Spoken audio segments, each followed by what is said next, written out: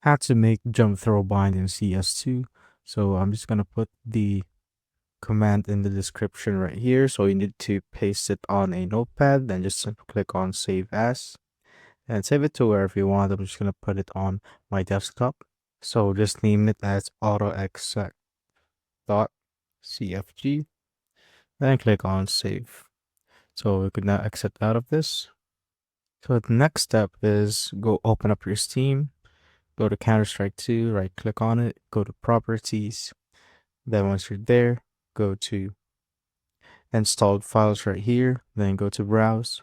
Once you're there, click on game, then click on CSGO, click on CFG, then just simply drag the CFG file that we saved earlier to the folder right here. So once it's done, exit out again.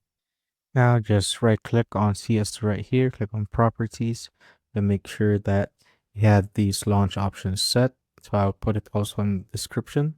Once it's done, exit out, then just load up the game.